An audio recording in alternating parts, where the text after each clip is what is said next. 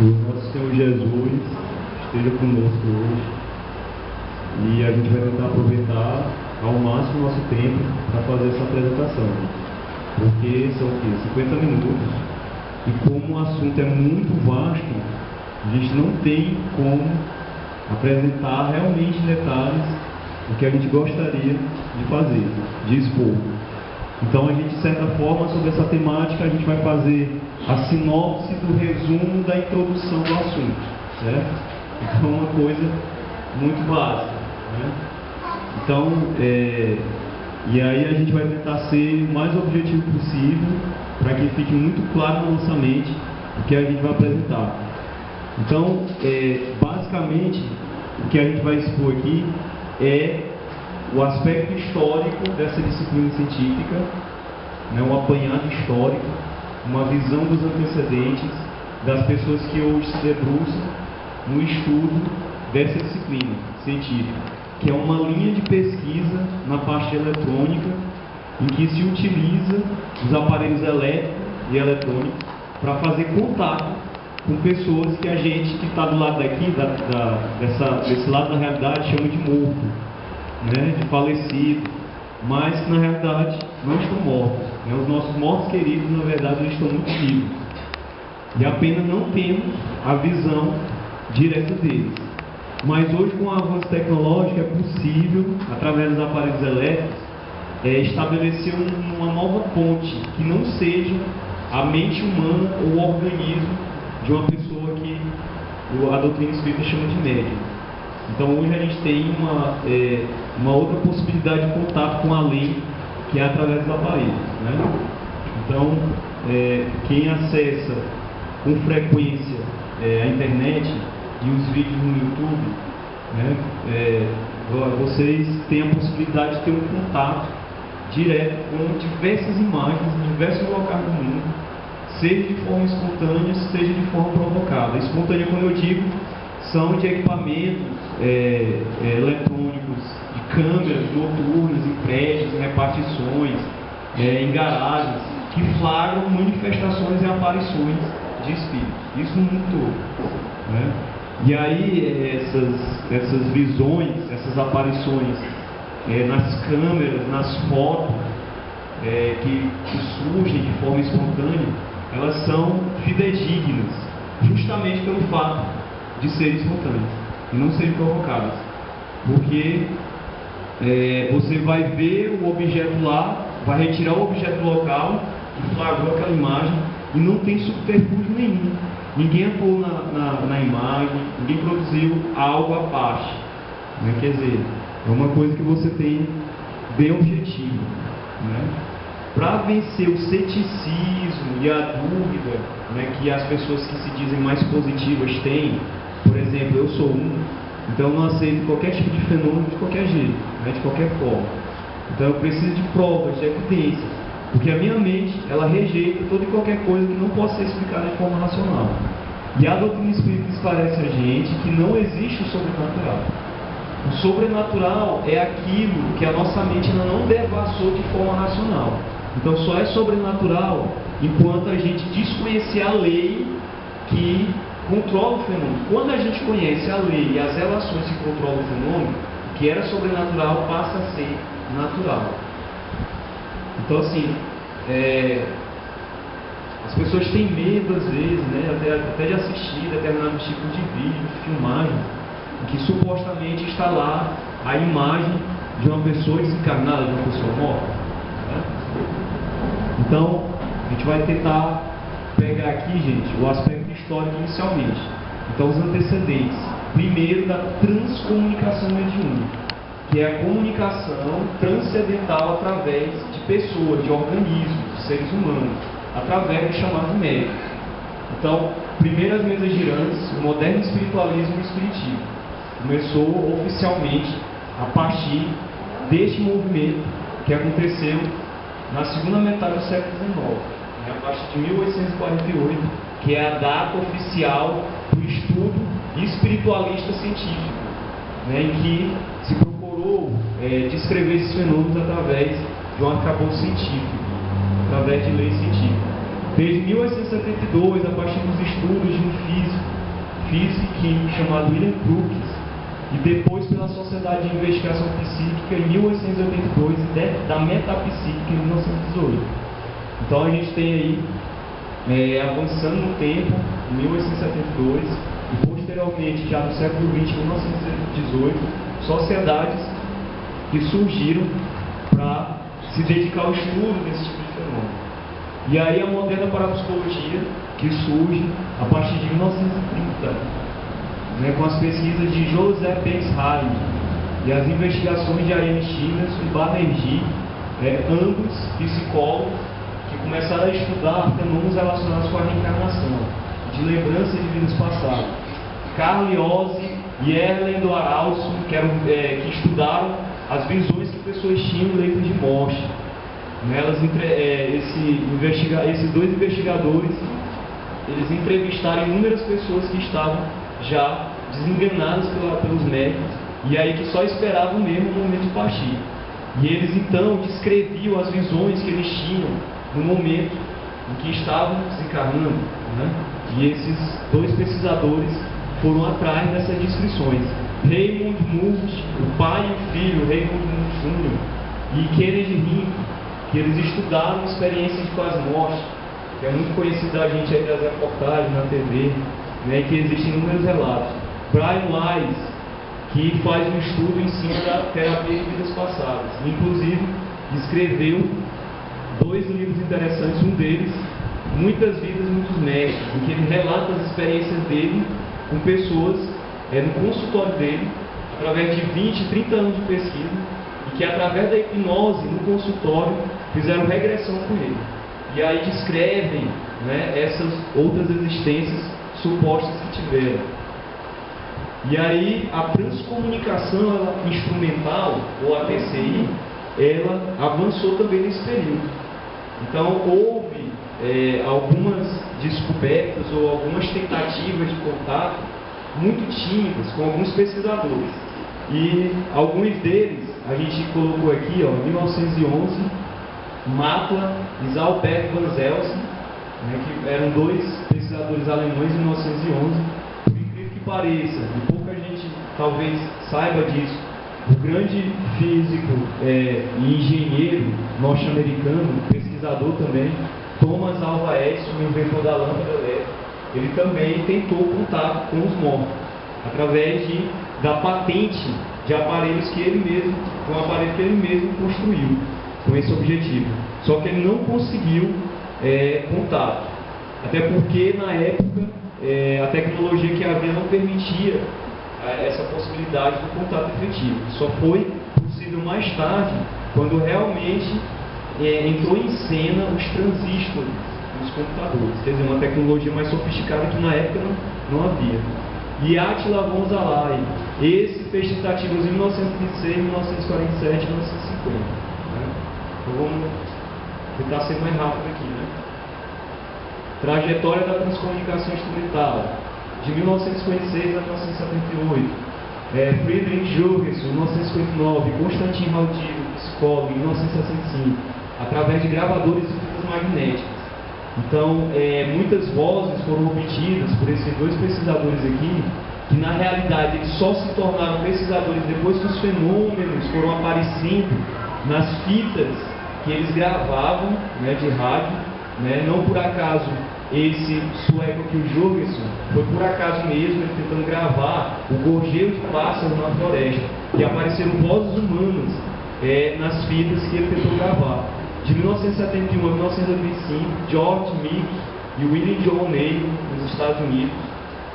Hans Otto Kuhn, na Alemanha Ocidental, que utilizou um sistema que ele aperfeiçoou com a ajuda dos espíritos que se comunicavam com ele.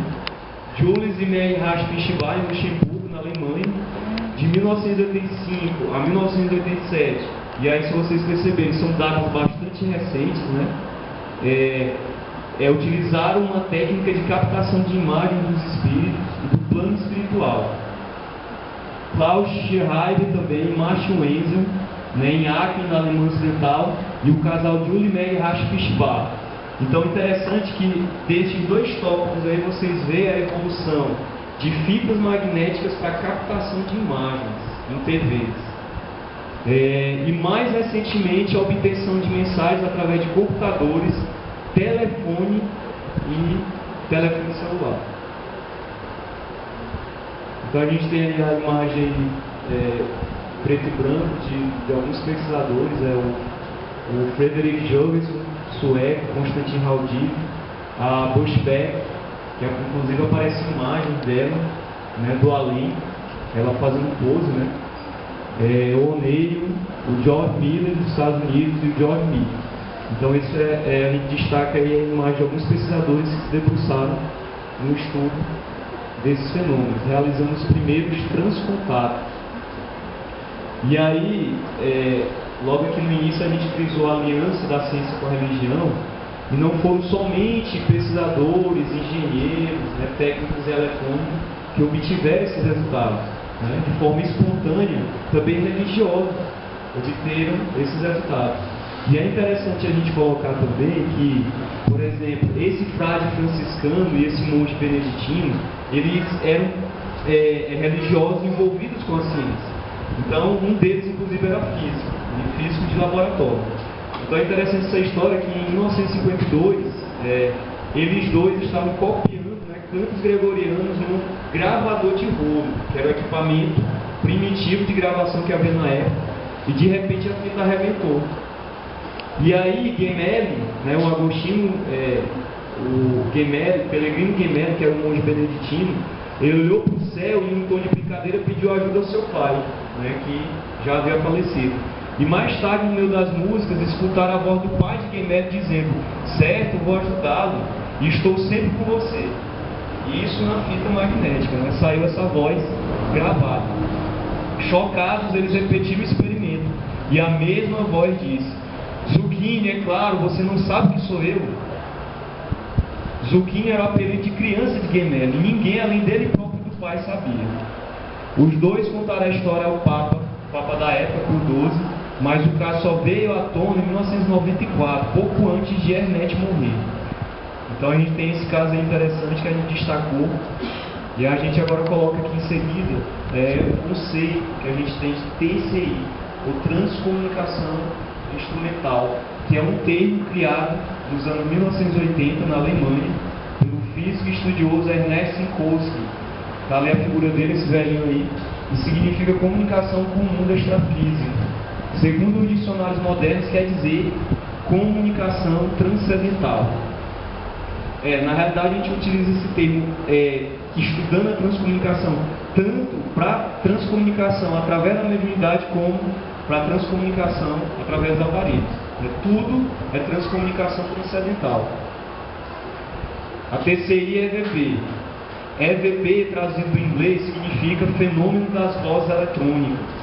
É um fenômeno ainda não explicado satisfatoriamente pela ciência, né? Só que a gente tem algumas exceções, sendo classificado por boa parte de quem o pesquisa como um fenômeno esteta, ou seja, um fenômeno que envolve a manifestação de inteligências de outros planos de existência, de outras realidades, né? Ou espírito. A causa do fenômeno. A gente vai classificar aqui, a gente vai colocar aqui algumas, né?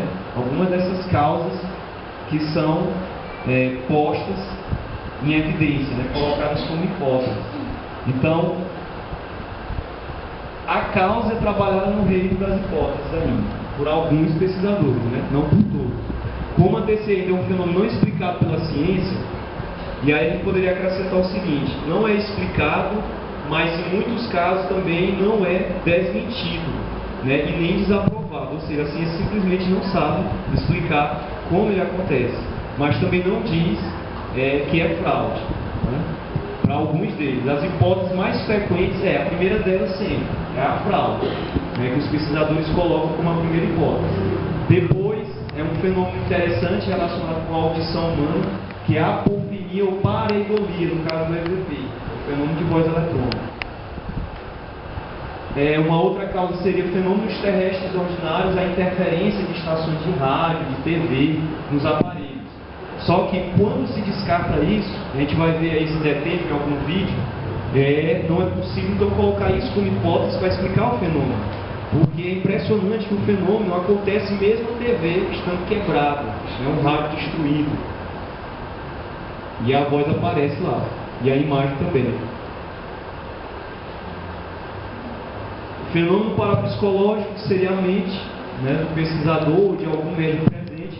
E por último, a hipótese que estudando o espiritismo a gente sempre coloca, que é a mais provável, a de fenômeno espiritual, que são realmente a voz e as imagens vindas do além de pessoas que viveram como homens aqui na Terra ou como mulheres. Seria o fenômeno espiritual, a causa espiritual, né? Então a gente vai falar um pouco rapidinho aqui, gente, da apofenia. Então, o que é a apofenia? Trocando em miúdos, a apofenia ocorre quando estamos tomando banho de chuveiro, por exemplo, e erradamente pensamos ter ouvido tocar a campainha da porta do telefone.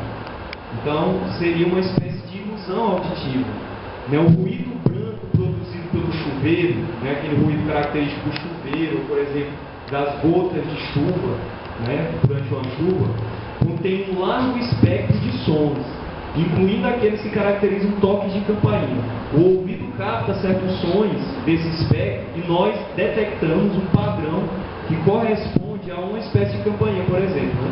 A apofenia é praticamente sinônimo do que tem sido chamado de pareidolia, que é uma ilusão envolvendo o erro de percepção de um estímulo externo. Um estímulo obscuro é visto como algo claro e distinto. Então, exemplos incluem casos tais como quando dezenas de pessoas no Novo México viram a face de Jesus numa espécie de omelete, em 1978. E aí, se a gente for avançar em outros casos, é a imagem de Nossa Senhora que aparece num espelho, num vidro, né, em algum local e tal, numa poça d'água. Quer dizer, seria uma ilusão provocada por um erro de percepção, seja da visão ou da audição, e que aí a gente acredita estar vendo que não existe. Essa percepção ou percepção errônea não envolve um esforço consciente, e aí a coisa fica mais interessante, ou algum estado mental particular. E a ilusão não se desvanece mesmo quando se presta maior atenção ao estímulo, porque ele é tão ambíguo que não tem sentido, nenhum significado objetivo. Então tem alguns pesquisadores, como por exemplo esse psicólogo aqui, o Dr. James Alcock, que ele coloca isso como hipótese para explicar alguma dessas vozes gravadas, e que muitas vezes as pessoas tomam como vozes de pessoas mortas. No entanto, é um fenômeno desse, uma percepção errada, estão ouvindo o que elas querem ouvir, ou querem acreditar estar ouvindo. Então é interessante ele abordar isso, e ele é professor do Departamento de Psicologia da Universidade de York, Toronto, no Canadá. E ele diz o seguinte: a percepção é um processo muito complexo, e quando os nossos cérebros tentam achar padrões, eles são guiados em parte pelo que esperamos ouvir. Então, se você está tentando ouvir seu amigo numa conversa de sala barulhenta, seu cérebro automaticamente tira pequenas amostras de som e compara-as com algumas palavras correspondentes possíveis. E guiados pelo contexto, podemos muitas vezes ouvir mais claramente do que poderíamos esperar dos padrões de som que chegam aos nossos ouvidos.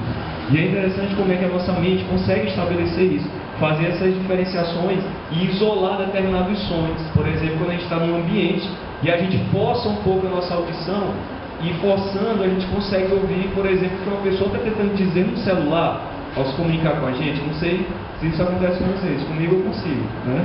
Com uma certa dificuldade, mas é possível, né? Num som, por exemplo, você está numa festa, uma pessoa liga e tudo, e você faz aquele esforço e você consegue ouvir algumas das palavras que a pessoa está dizendo. Então o cérebro ele consegue fazer esse tipo de diferenciação, forçar essa percepção. Uma vez que podemos rotineiramente demonstrar este efeito, é apenas simplório sugerir que o que as pessoas ouvem com TCI é também um produto de seus próprios cérebros e de suas expectativas, e não as vozes de mortos queridos. E aí, por exemplo, essa é uma explicação científica que é dada por muitos pesquisadores, porque eles não aceitam a manifestação de pessoas desencarnadas, né, de mortos, porque para muitos céticos, pesquisadores, a morte é o fim, tudo se acaba com a morte, né? Inclusive a mente, se o cérebro morre, a mente morre, a personalidade morre. Então não é possível esse tipo de fenômeno. Só que é muito simplório sugerir. Isso pode ser erro de percepção, porque muitas das mensagens elas vão além de uma simples percepção por erro do cérebro humano, né, por ilusão auditiva ou ótica. Mas será mesmo que não houve nenhuma tentativa de comprovação pela ciência?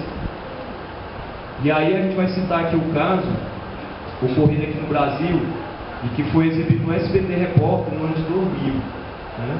Eu queria que vocês pudessem prestar atenção que a pesquisadora Sônia Rinaldi, ela vai falar para o repórter aí, nessa entrevista. O conforto e a paz só foram restabelecidos na vida de Zilda Monteiro depois que ela recebeu uma mensagem do marido, morto no ano passado. Como é que você recebeu a mensagem? Ele estava no meu trabalho, aí eu acionei a caixa postal e ela estava maquiada na caixa postal. Eu levei um susto, fiquei extremamente assustada, achei muito estranha a mensagem, no primeiro momento pensei em desgravar.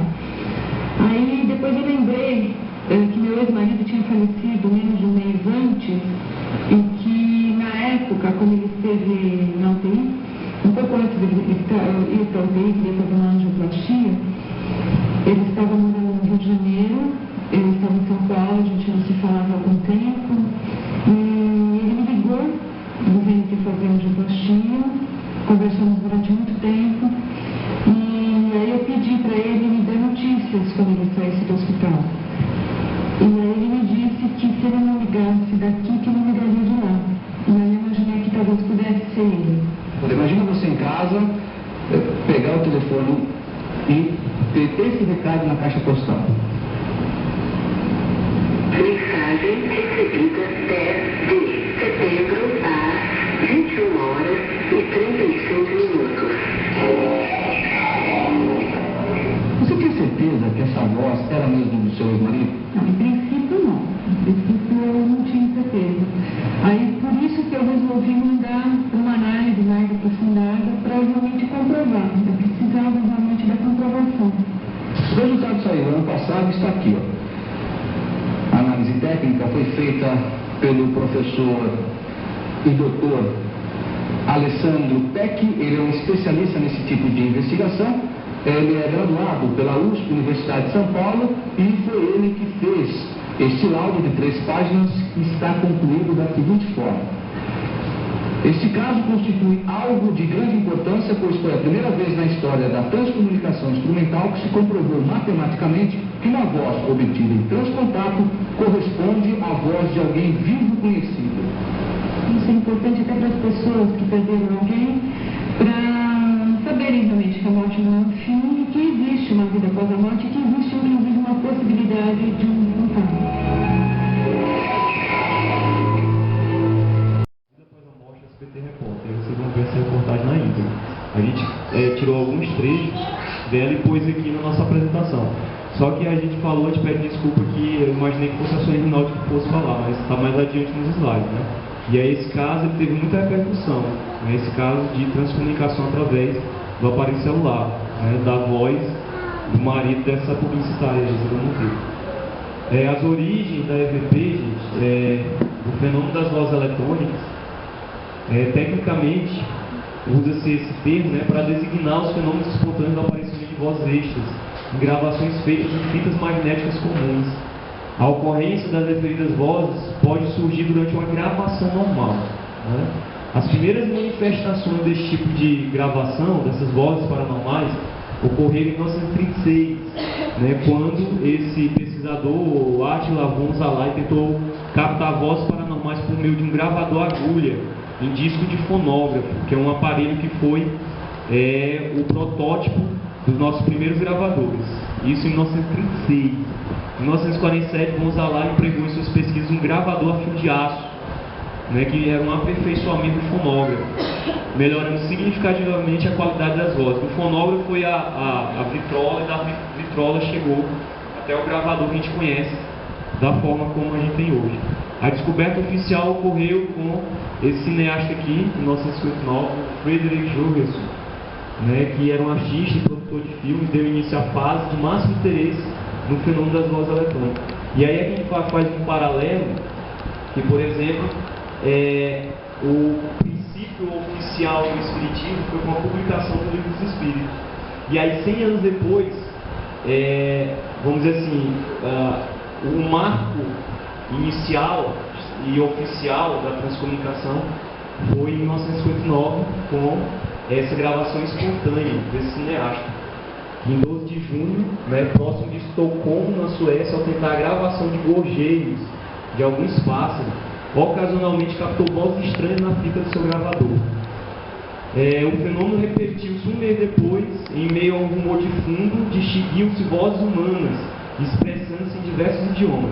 Após 4 anos de investigações, Jorgensen certificou-se definitivamente que entrar em contato com as almas dos mortos por esse meio, né, mortos entre aspas, porque um morto, uma pessoa que desapareceu para sempre, não ia dar sinal de que estava vivo, né? Então, essas vozes gravadas, uma característica interessante que ele obteve é que as vozes elas vinham com frases em diversos idiomas. Então, por exemplo, uma voz aparecia em sueco e depois no meio da frase estava em alemão e cada uma das palavras completando a frase e dando um sentido, né? E como esse cineasta ele sabia diversos idiomas, né? Ele pôde entender, né, o que estava sendo dito naquela língua. Então a história dele é interessante em razão desse tipo de fenômeno. E aconteceu com muita frequência com ele, né? Quer dizer, os espíritos estavam realmente querendo se fazer sentir através dos aparelhos, porque a humanidade desencarnada sempre, em todas as épocas, tentou contato com nós aqui, do lado material. Ele, psicólogo e filósofo, entrou em contato com Jorgensen, o cineasta, e convenceu-se da autenticidade do fenômeno das vozes eletrônicas, iniciando daí as suas próprias investigações na Alemanha. Então é interessante o volume de frases gravadas em aparelhos que ele conseguiu. 72 mil frases gravadas em fita magnética. E através de uma pesquisa que ele mesmo, né, se encorajou a fazer, mesmo diante das críticas de muitos colegas, né, que diziam para ele, não, isso aí é tudo fraude, é tudo fantasia e tal. E aí a gente tem aqui um episódio interessante da história da TCI, que foi um aparelho que foi, de certa forma, produzido em parceria com os técnicos aqui da Terra e os técnicos do além, de espíritos, de cientistas e engenheiros eletrônicos encarnados, que foi o que foi chamado de Spiricom. E ali você vê a imagem ali, ó, do Ilioneio diante do equipamento. Então é interessante que foi utilizado, né, transistores e LEDs e todo um aparato eletrônico para fazer essa construção. E teve vários protótipos. O que se conseguiu um resultado muito bom foi o que foi chamado de Mark IV, que está aqui uma foto em preto e branco dele, né? E é interessante, gente, que existem fenômenos na TCI e que não é necessária a presença direta de um médium. Ou seja, os espíritos vêm e atuam diretamente no aparelho, no campo magnético da fita, ou no telefone, ou no aparelho celular. E aí não tem diretamente a intervenção de uma energia espiritual humana. E já existe outro tipo de fenômeno que parece que a presença do médium é necessária. Por exemplo, os diversos tipos de resultados que foram obtidos através do Mark IV, esse Spiricom, os resultados só foram bons porque o técnico que trabalhou com um outro técnico, ele era médium, tinha uma mediunidade de efeito físico. Então, a gente tem um exemplo hoje atual de um pesquisador na Itália, o Batti, em Grosseto, na Itália, e ele utiliza um rádio a válvula antigo, grandão, aquele revestido de madeira, em que só funciona perfeitamente na presença dele. E aí ele monta uma assembleia como essa, coloca o rádio em cima da mesa, e aí se senta na frente do rádio, coloca o microfone para gravar a voz, o microfone atrelado ao computador, e ele então faz um pedido que se algum espírito, alguma pessoa quiser se comunicar, que ela possa então falar. E é interessante, gente, ele deixa rodar o rádio, né, numa frequência lá no chiado, e as vozes aparecem. E elas são audíveis no ambiente, todo mundo que está presente hoje, com uma clareza incrível, né? Então hoje tem esse tipo de fenômeno ainda acontecendo, né? Dessa maneira. A gente vai trazer aqui uma amostra de rádio, de um diálogo, né, clássico, que está gravado aí, pode ser visto no YouTube, no Spiricom, um desses diálogos. E aí é interessante, a gente trouxe uma descrição que a gente está ouvindo aí, não sei se dá para vocês ouvirem. Which one's that, sir? Oh, the blue one? Yes. E aí essa voz robótica que vocês, acho que acredito que vocês estão ouvindo, é do espírito se comunicando através do espírito. Uma voz robótica. E ali a gente escreve um diálogo que está em inglês, em que o espírito se comunica com o pesquisador e técnico, através do aparelho que foi desenvolvido. No caso do Dr. Miller. Então a história é interessante, né, que o espírito está vendo no laboratório dele uma pecinha eletrônica. E aí ele pergunta pela peça, o espírito, né? Que instrumento é aquele, né? Ele pergunta. E ele responde, né, o pesquisador, que instrumento, senhor? Aí ele vai, né, entrar em detalhes. Aquele azul, senhor? Ele, sim, William, aquele azul. Isso o espírito falando, né? E aí está em inglês, tudo é interessante, ou seja, o espírito está lá presente e através do espírito ele está vendo tudo no laboratório. E aí já no finalzinho, ele pergunta se ele está nervoso. Você tem problemas nervosos, Miller? E ele, não, senhor, não. E daí, pois tudo bem, pois vamos em frente, né? Que no finalzinho ele fala isso. E aí a voz, né, bem robótica ali, tá ali o George Mick, né? O espírito podia mesmo ler cartas ou artigos de revista que entravam no laboratório e tudo. Entretanto, em outras passagens de áudio, isso não parecia bem evidente. Quer dizer, a gente tem outras passagens com isso aí, né? Com essa voz desse espírito técnico aí se comunicando com o pesquisador. E aí a gente já avançou para as imagens com o tempo. E isso a partir de 1980, imagens de espíritos no plano espiritual. Eu não sei se vai dar tempo, só tem 15 minutos, mas vou tentar avançar aqui para a gente ver algumas dessas imagens clássicas. Em 1980, pesquisadores de diversos países já haviam assinalado algumas ocorrências esporádicas de imagens de mortos em tela de TV. Em 1985, Klaus Schreiber e seu assistente Martin Wenzel, na Alemanha Ocidental, começaram a obter imagens de pessoas desencarnadas em tela de TV. Dentre essas fotos enviadas no plano astral, há algumas pessoas falecidas que foram identificadas por serem personagens bem conhecidas. Um fato notório é a semelhança das paisagens do mundo espiritual com a do nosso mundo físico. E aí a gente tem aí duas imagens clássicas. Uma delas, inclusive, se vocês olharem bem, parece ser a figura de Albert Einstein, né? Quer dizer, eu fiquei espantado com essa imagem. Como obter imagens com um processo semelhante ao do Vidcom. E aí a Sônia Rinaldi, uma pesquisadora brasileira, ela vai descrever uma técnica que ela utiliza em alguns dos transcontatos que ela realiza. Olha, eu utilizo este aparelho como emissor de chuvisco. Na verdade, ele é um tubo de meios catódicos e ele tem a vantagem sobre o aparelho de televisão convencional de ter uma... Acho que você não vai poder ver esse vídeo, não. Conspirou contra você. Vou tentar mais uma vez. Olha, eu utilizo... Bem, eu acho que não vai aparecer não, né? Como a gente está com o tempo avançando, ela ia mostrar aí a técnica que ela ia descrever a técnica que ela faz com uma TV e uma câmera, uma gravadora, né? Uma câmera de gravar imagens, e aí essa combinação com o computador. Ela utiliza um software e esse software de áudio faz a análise das vozes e também das imagens que ela capta. Ela utiliza uma TV velha, quebrada e gravadores de som antigos, de fita magnética também. Mas aí não vai ser possível a gente ver. De repente, mais tarde, a gente possa, em outra oportunidade, passar para vocês. Algumas amostras clássicas de imagens obtidas por TV. Existe esse rapaz aí, o Alexandre Carvalho Borges, ele é analista de sistema de informação. E aí, se vocês quiserem ver essas imagens clássicas, está aí um endereço no YouTube. E é possível a gente ver algumas dessas imagens no site que ele criou. Então, o clássico vídeo de uma suposta origem paranormal obtido pelo casal de pesquisadores de transcomunicação instrumental, Mag e Julia Rasch-Fischbach, na Alemanha. O vídeo mostra que seria uma mulher saindo do mar. A mulher foi identificada como Maria Jakubowski. E aí é interessante que esse vídeo é muito rápido, não sei se vai dar para vocês verem, tomara que dê para a gente ver. E ela seria uma suposta imagem dela numa praia, numa lei, né? E ela lança um beijo para a câmera, né? Não sei se vai ser possível ver, tá aí. É muito rápido a imagem. Né? A Sônia ia explicar para a gente mais ou menos como é que é essa técnica, não foi possível. Né?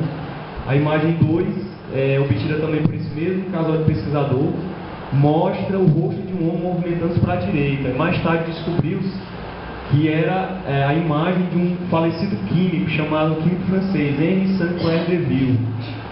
Está aí a imagem dele, né, obtida também de forma paranormal, sem interferência de nenhuma imagem aqui da Terra na TV. A imagem 3 é um vídeo paranormal pelo pesquisador alemão Klaus Schreiber, né, um outro pesquisador, e tem a semelhança com as feições do rosto do físico. Né? Então aquela imagem que estava pequena, a gente deixou aumentada aqui para a gente ver em detalhes. Então imagens ainda em preto e branco, porque parece que ainda não foi possível ainda se sofisticar para trazer imagens coloridas, né? Pelo menos na época, na década de 80. O vídeo também obtido pelo pesquisador alemão Klaus Schreiber mostra que seria o rosto de uma mulher sorrindo, né? Aquele rosto que a gente viu pequeno está aqui, uma imagem bastante nítida, né? E é interessante que parece uma boneca, né? E parece ser um rosto de um espírito, não sei, algo assim muito plástico.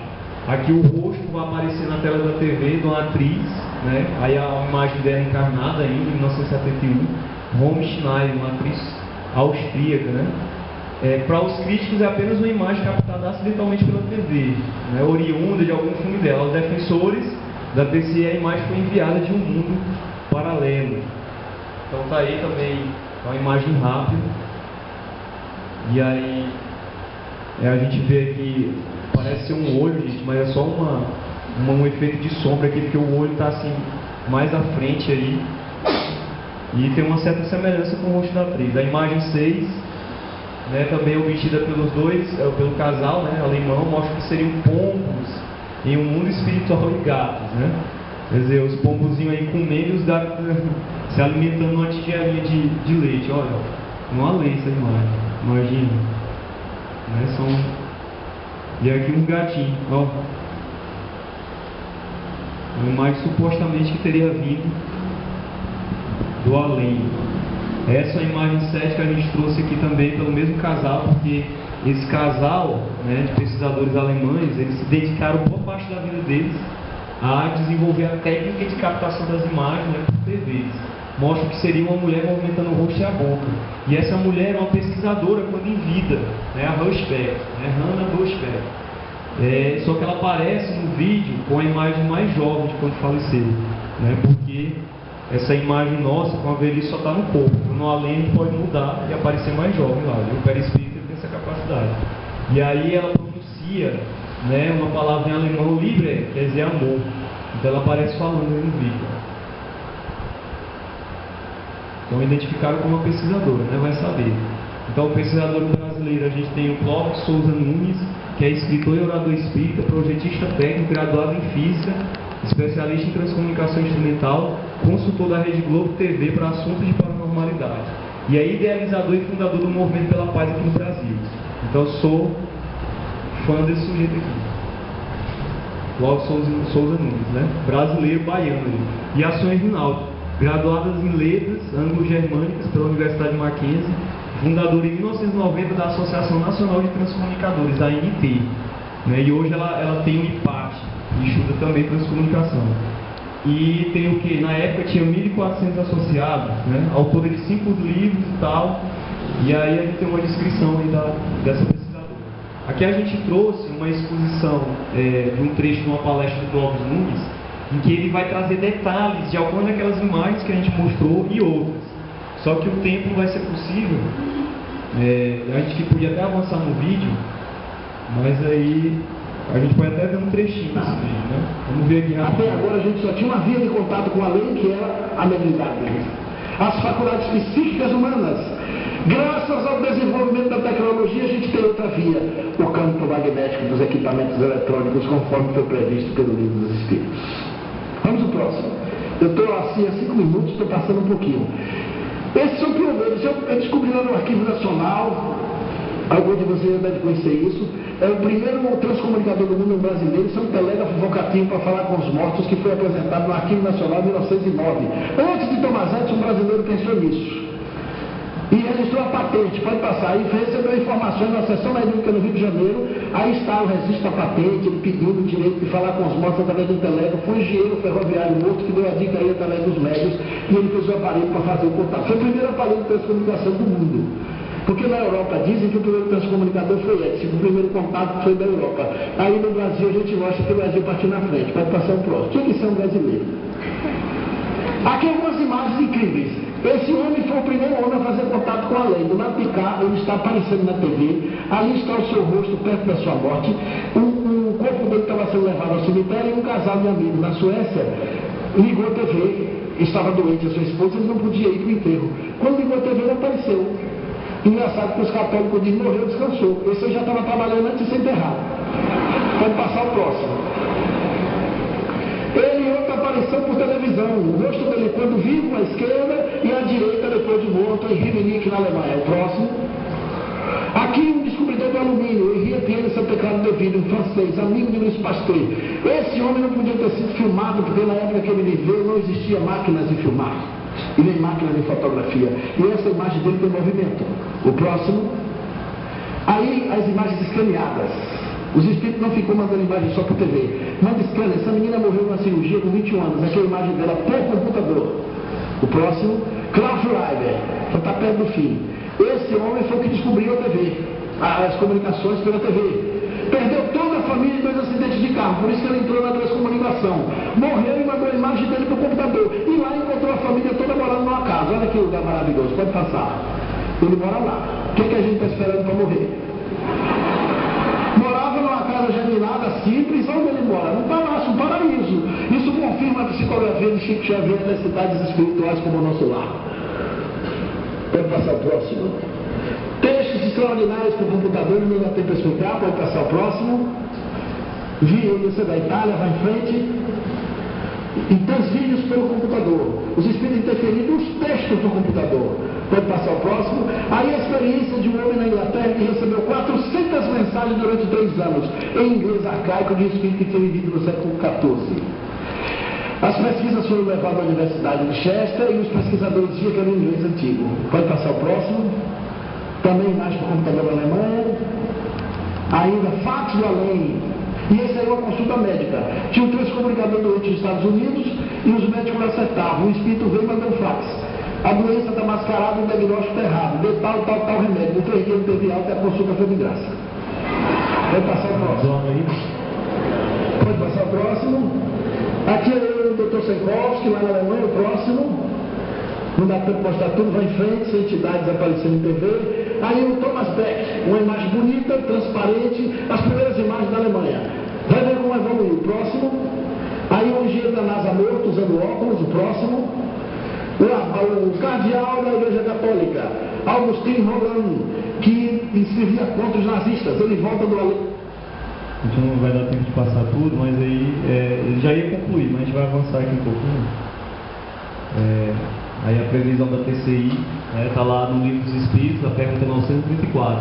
A perda de entes queridos não nos causa um sofrimento tanto mais legítimo quanto é irreparável e independente da nossa vontade? E os Espíritos respondem: essa causa de sofrimento atinge tanto o rico quanto o pobre, é uma prova ou expiação de uma lei para todos. Mas é uma consolação poderdes comunicar-vos com os vossos amigos pelos meios de que dispondes. No caso, as mesas, as pranchetas, os meios, a psicografia. Enquanto esperais o aparecimento de outros mais diretos e mais acessíveis aos vossos sentidos. E aí, que meios poderiam ser mais diretos do que ouvir a voz do falecido ou ver a sua imagem no plano espiritual hoje? Né? Então, os espíritos aí fazem uma previsão, ainda em 1857, desse tipo de comunicação através dos aparelhos. E aí, nessa mesma palestra, o Clóvis Nunes, ele faz um relato interessante aqui de um diálogo que ele teve pouco antes do Chico Xavier desencarnar, em que a história é interessante, não sei se for possível a gente pode colocar, avançar um pouquinho, só 5 minutos no tempo. Então vamos colocar aqui rapidinho. Eu me lembro quando eu voltei da Europa, eu estava com o Chico Xavier, eu mostrei a ele os contatos, ele ficou entusiasmadíssimo. Ele me pediu para falar da transcomunicação para ele. Ele me perguntava tantas coisas. E me contou uma parábola de um poeta. Isso eu tinha mais de 2 horas com ele. Ele deitado, estava meio enfermo e a voz estava fraca. Ele desenvolveu uma senha, segurou na minha mão. Quando ele queria falar, ele apertava a mão e baixava o vidro perto da voz dele. Ele sussurrava. Folgava a mão e voltava a falar com ele. E ele apertou minha mão de uma forma bem forte, eu botei lá o ouvido. Depois que eu falei da terceira das pesquisas, na minha terceira viagem de volta, ele disse para mim, isso me faz lembrar a história de um poeta árabe que foi exilado dos seus amigos porque pensava que o poeta era falso. Acreditavam que o poeta mentia. Depois de muitos anos descobriram que o poeta era legítimo e que a autoria das poesias lhe pertencia. Os amigos envergonhados foram lhe pedir perdão e ao encontrar, depois que falaram, o poeta só disse isso. Eu esperei por vocês muitos anos, mas que pena que vocês chegaram na hora que eu tenho que partir. Estava perto da morte. O Chico fez um silêncio quando eu vi ele estava chorando. Como ninguém me fez, eu chorei com ele ali, porque eu entendi que o poeta era ele. Ele esperava a transcomunicação há muitos anos, a ciência, para comprovar o que ele sempre recebeu. Porque Chico Xavier foi o primeiro médico que enfrentou o ceticismo do século XX. Acusaram ele de charlatão, de mentiroso. E que tudo era ele que fazia, para se beneficiar, para se completar de notoriedade. Ele no silêncio esperou tudo isso. Ele era um poeta exilado que se sentia sozinho, pela abandonada da ciência no mundo. Que trabalho científico fizeram com Chico Xavier? Um desperdício no século. A maior antena paranormal do século XX. E um trabalho científico de profundidade perfeito. A transcomunicação fez Chico Xavier chorar. De emoção. E ele disse, meu filho, não vai demorar muito tempo para o mundo pensar como nós. Aí ele sorriu. No outro dia de manhã eu fui gravar um tape com ele, pedi para ele repetir a parábola. Ele repetiu, chorou de novo e eu gravei. Eu tenho essa pérola em minha mão. Tomara que ele possa compartilhar com a gente também essa pérola dele. Como realizar experimento, gente, ó, tá aqui. Se vocês quiserem tentar em casa, né? Um computador com caixa de som, microfone, um software do Adobe Audit, ou SoundForge, ou outro editor de áudio, né, de sua preferência, e um fone de ouvido. E aí, você pode tentar em casa também. Quer dizer, você pode ou não pode obter resultados. O único detalhe é que não se deve fazer esse tipo de experiência como se faz a brincadeira do copo, né, porque não é interessante. Então é necessário critério. Os espíritas que estudam o espiritismo, que já sabem mais ou menos através de sessões mediúnicas a forma correta, criteriosa de estabelecer contato, pode sim, através dos aparelhos, fazer isso também, né, de forma criteriosa. Evocar em nome de Deus, né, um espírito querido, um espírito amigo, um espírito mentor, ou alguém que possa querer estabelecer contato. Então, é possível. Então não há necessidade da presença do médium, não há necessidade direta, porque os espíritos podem atuar diretamente no aparelho. O próprio ponto de luz tem um celular com fotos paranormais, que está em nossa posse, de uma colega que, fotografando em brincadeiras os ambientes da casa dela, conseguiu registrar fotos de pessoas que ela não conhecia, que eram espíritos desencarnados que estavam no ambiente da sala, da cozinha, no quarto. E é interessante porque essas fotos elas só existem no aparelho celular. Você não consegue passar essas fotos para o computador, para lugar nenhum, só está no aparelho. Então, assim, as imagens, elas impressionaram o aparelho. E você só consegue ver as fotos paranormais quando você passa de uma foto real para outra. Ou seja, uma foto normal para outra. E quando você está passando é que você vê as fotos paranormais. Quer dizer, é um fenômeno interessante de se ver no celular. E aí, uma frase de Kardec para a gente encerrar. Quando uma ou algumas pessoas dizem estar vendo algo, é perfeitamente possível que elas estejam enganadas. Quando muitas pessoas no mesmo local dizem estar vendo algo, é possível que estejam enganadas. Mas quando milhares de pessoas estranhas entre si, em épocas diferentes, de todas as partes do mundo, dizem estar vendo a mesma coisa, há uma grande possibilidade de estarem vendo algo real. Então essa é a mensagem que a gente encerrar o bloco. Para finalizar de fato, Que Deus fique com a dizer gente. que essa mensagem, ela inaugura uma esperança no coração da gente. Tudo aquilo que os velhos sempre disseram em tanto tempo de doutrina espírita, com tantas psicografias fantásticas, pode agora ser legitimado pelos nossos sentidos, pelos nossos ouvidos. E isso com certeza vai ajudar a humanidade a perder esse medo que produz um sofrimento inimaginável, que é o medo da morte. Nós somos uma civilização deseducada para morrer. Embora a única certeza que tenhamos da vida seja a morte. Mas ninguém se comporta como se fosse morrer. Imagine nessa plateia que não tem crianças. Nos próximos 50 anos, estaremos, a maioria de nós, ou quase todos, mortos. Vocês estão rindo, mas é verdade. E tem alguns aqui que são mais jovens, mas eu não estou na conta. Mas tem um negócio chamado morte prematura, que mata 20% dos que vão mais cedo. É importante pensar na morte para compreender que ela não nos mata. Com a transcomunicação nós temos a convicção inapelável de que conservamos após a dissolução cadavérica dos nossos corpos a nossa consciência, o nosso caráter, a nossa personalidade. Os nossos parentes nos esperam e os cemitérios do mundo inteiro estão vazios. E com uma palestra sobre imortalidade e sobre eternidade, eu queria desejar agora no final, com muita emoção e certeza, uma boa morte para todos. Muito obrigado. Uma boa morte para todos, para a gente.